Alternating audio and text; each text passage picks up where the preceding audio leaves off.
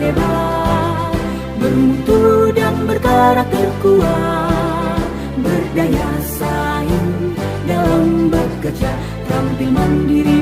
Bapak-bapak narasumber dalam rangka in-house training penyusunan kurikulum SMK PK beserta Bapak Ibu peserta penyusunan kurikulum SMK PK. Marilah acara in-house training hari ini kita mulai. Namun sebelum kita mulai, saya akan memperkenalkan diri para petugas yang akan menyampaikan materi. Yang pertama, Bruder YB Purwanto dari SMK Kepala Sekolah SMK Leonardo Klaten yang akan menyampaikan materi kurikulum operasional sekolah. Kemudian pemateri kedua, Bapak Soeharto, Kepala SMK Negeri 4 Kendal dengan materi penyusunan alur tujuan pembelajaran. Dan nanti akan dipimpin doa oleh Bapak Basar Rahman, Kepala SMK Takasus Plus Al-Mardiyah Kaliwungu Kendal, dan saya pembawa acara Narimo dari SMK Negeri 1 Klaten. Bapak Ibu, mari sebelum acara kita mulai kita berdoa bersama yang akan dipimpin oleh Bapak Basar Rahman dari SMK Takasus Plus Al-Mardiyah Kaliwungu Kendal. Dipersilahkan. Selamat siang, Assalamualaikum warahmatullahi wabarakatuh. Waalaikumsalam. Mari bersama-sama kita berdoa meminta kepada Tuhan Yang Maha Esa, semoga kegiatan ini diberikan kelancaran. Amin, amin ya rabbal alamin. Berdoa mulai.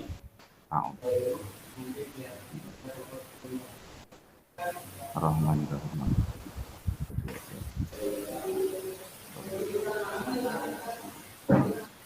Selesai. Waalaikumsalam warahmatullahi wabarakatuh. Kita lanjutkan Bapak Ibu. Kita akan mengucapkan yel-yel kebanggaan kita, SMK hebat, SMK bisa, SMK hebat, SMK bisa hebat, vokasi kuat, menguatkan Indonesia. Kita mulai. SMK bisa. SMK Hebat. SMK Bisa. hebat. Vokasi kuat, menguatkan Indonesia. Terima kasih.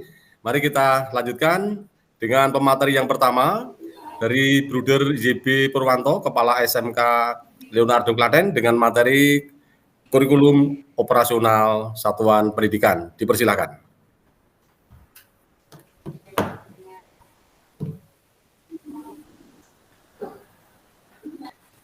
Baik, terima kasih Pak Narimo memberikan kesempatan kepada saya untuk menyampaikan tentang bagaimana proses penyusunan kurikulum operasional sekolah. Assalamualaikum warahmatullahi wabarakatuh. Waalaikumsalam warahmatullahi wabarakatuh. Baik Bapak-Bapak, selamat siang, salam sejahtera untuk kita semua. Bapak-Bapak, pada kesempatan siang hari yang sangat baik ini, saya akan menyampaikan tentang bagaimana proses penyusunan kurikulum operasional satuan pendidikan. Supaya kita menjadi lebih jelas, maka saya akan menyampaikan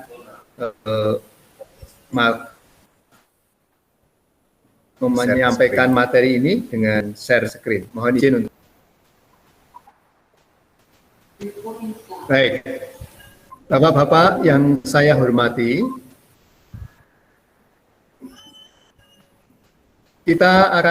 bagaimana kita bisa menyusun kurikulum operasional di satuan pendidikan. Artinya kita sebentar lagi akan menyusun kurikulum operasional di sekolah kita masing-masing, maka kita perlu tahu bagaimana prosesnya penyusunan tersebut.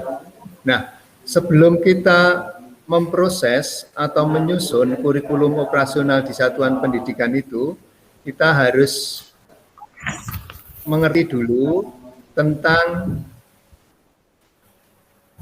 kerangka dasar kurikulum itu sendiri.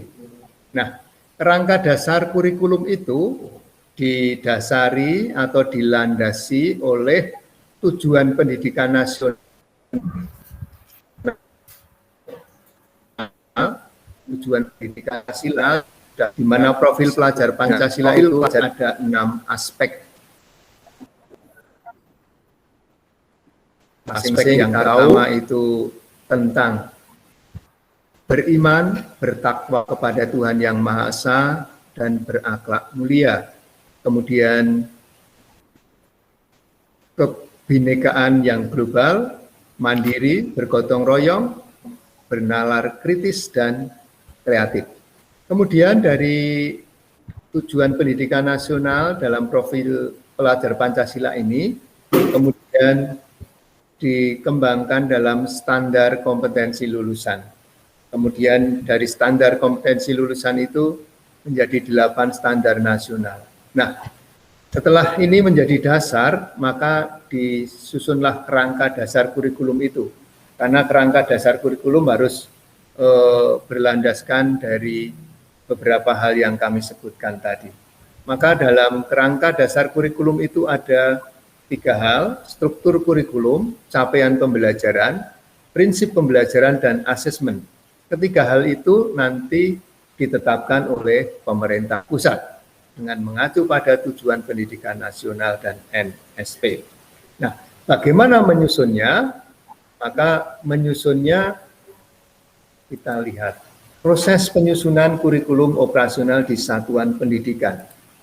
Dalam proses penyusunan kurikulum operasional tersebut, kita tadi sudah kerangka dasarnya tadi, kemudian kita kembangkan bahwa dalam proses penyusunan kurikulum operasional satuan pendidikan itu ada ditopang dengan karakteristik, visi dan misi, kemudian menganalisis konteks karakteristik program keahlian yang dimiliki oleh sekolah masing-masing, kemudian merumuskan tujuan program keahlian, yang berikutnya menentukan pengorganisasian pembelajaran dan menyusun rencana pembelajaran, kemudian yang terakhir merancang pendampingan evaluasi dan pengembangan profesional.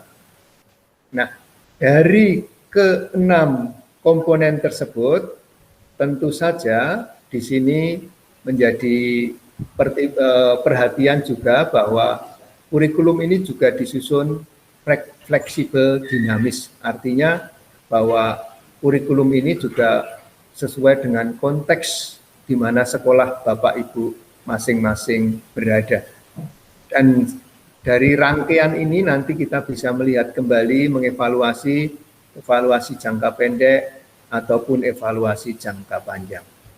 Nah, untuk selanjutnya tentu saja ini masih bisa dijabarkan.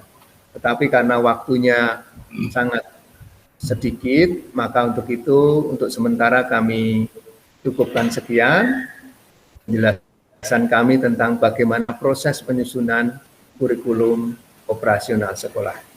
Saya kira demikian. Assalamualaikum warahmatullahi wabarakatuh. Waalaikumsalam. Waktu kami kembalikan kepada Bapak pembawa acara. Terima kasih, Bu Purnanto. Kita lanjutkan dengan pemateri yang kedua, Bapak Kepala SMK Negeri 4 Kendal dengan materi alur tujuan pembelajaran. Waktu dipersilakan. Terima kasih. Bismillahirrahmanirrahim. Assalamualaikum warahmatullahi wabarakatuh. Waalaikumsalam. Hormati, alhamdulillah pada kesempatan hari ini sampai sore ini kita masih diberi kesehatan bisa mengikuti kegiatan Indos Training di sekolah kita. Ya. Tadi narasumber yang pertama sudah menguraikan tentang KOS, ya, kurikulum operasional sekolah. Saya akan menyampaikan tentang alur tujuan pembelajaran. Mohon izin, saya akan share screen materinya.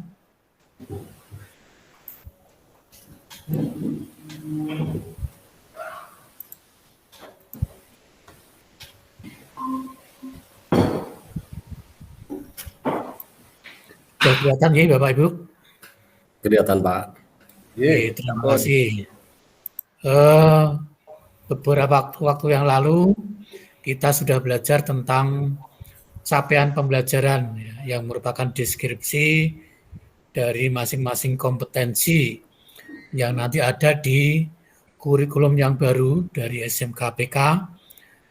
Kemudian nanti tugas kita adalah membreakdown dari capaian pembelajaran ke dalam alur tujuan pembelajaran yang nanti harus diimplementasikan di proses pembelajaran. Alur tujuan pembelajaran ini ada beberapa hal yang perlu kita ketahui, ada 7 prinsip ini yang nanti harus kita terapkan di dalam implementasi perangkat pembelajaran. Ada adaptif, fleksibel, sederhana, informatif, kemudian operasional, berkesinambungan, kemudian ada aspek merdeka belajar, dan seterusnya. Ini harus ada di dalam komponen-komponen nanti di dalam alur tujuan pembelajaran. Ya. Ini saya tidak perlu menyampaikan satu persatu arti dari sederhana dan informatif itu bagaimana, kemudian esensial dan kontekstual, itu silakan nanti Bapak Ibu untuk dibaca, dipelajari karena di sini waktunya terbatas. Ya. Setelah kita mengetahui prinsipnya, kemudian kita harus tahu juga prosedur, ya, prosedur penyusunan dari alur tujuan pembelajaran. Ya. Jadi di sini kita harus memang dimulai dari memahami capaian pembelajaran yang sudah di-download kemarin. Ini ada 7 langkah juga untuk menyusun alur tujuan pembelajaran. Ya. Mulai dari nomor 1, menganalisis CP atau capaian pembelajaran, kemudian mengidentifikasi kompetensi-kompetensi dari masing-masing fase, dan seterusnya. Termasuk juga nanti kita harus tetap memegang 6 dimensi yang ada, yaitu beriman, kemudian mandiri, gotong royong, berkebinekaan global, bernalar kritis, dan kreatif. Itu 6 hal penting yang harus selalu kita masukkan di dalam perangkat pembelajaran. Jadi kemudian ada langkah 4, 5, 6, dan 7. Silakan nanti Bapak Ibu untuk membaca dan memahami atau kita diskusikan bersama-sama. Saya kira itu yang perlu saya sampaikan untuk kesempatan kali ini. Nanti bisa kita diskusikan modul atau materi yang sudah saya sampaikan tadi. Terima kasih, kurang lebihnya mohon maaf, saya akhiri. Assalamualaikum warahmatullahi wabarakatuh. Waalaikumsalam. Waalaikumsalam warahmatullahi wabarakatuh. Terima kasih Bapak Soeharto. Bapak Ibu, pemateri 1 dan 2 telah menyampaikan materi. Kita buka kesempatan untuk tanya jawab. Kita batasi 2 orang. Kepada Bapak Ibu yang ingin menyampaikan atau menanyakan sesuatu, dipersilakan. Terima kasih yang terhormat Bapak Soeharto. Kami menanyakan terkait 6 aspek kepancasilaan dari mulai ketakwaan kepada Tuhan Yang Maha Esa sampai dinamis, kreatif dan dinamis. Ini apakah harus keseluruhan nanti diikutsertakan dalam satuan pendidikan atau salah satu bisa kita terapkan dalam satuan pendidikan tersebut? Monggo Pak Harto. Terima kasih Pak Harto. Terima kasih Pak Basar. Bahwasanya tadi 6 itu adalah profil dari pelajar Pancasila yang harus kita implementasikan di dalam kurikulum KOS untuk SMKPK nanti. Namun demikian kita perlu melihat kompetensi yang linear, yang sinkron dengan ke-6 profil tadi. Jadi dari 6 profil tadi mungkin kita pilih profil mana yang selaras dengan kompetensi. Kompetensi A mungkin bisa disisipkan mandiri, kemandirian. Kompetensi B mungkin tentang gotong royong. Atau dua-duanya, atau 2 atau 3 juga boleh. Jadi tidak harus ke 6-6-nya itu kita masukkan semuanya. Ya.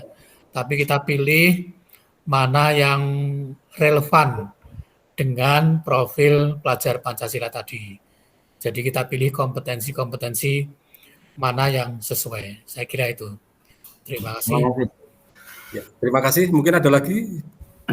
Apabila sudah tidak ada, Bapak Ibu, terutama narasumber, saya ucapkan terima kasih. Untuk seterusnya, kerja mandiri dalam arti kita ada tugas untuk menyelesaikan. Maka kepada Bapak Ibu tim pengembang kurikulum untuk segera menyusun kurikulum operasional satuan pendidikan sesuai apa yang disampaikan oleh pemateri 1 yaitu Bu Purwanto tadi, dan seluruh Bapak Ibu guru segera menyusun ATP alur tujuan pembelajaran sebagaimana diuraikan oleh Bapak Soeharto.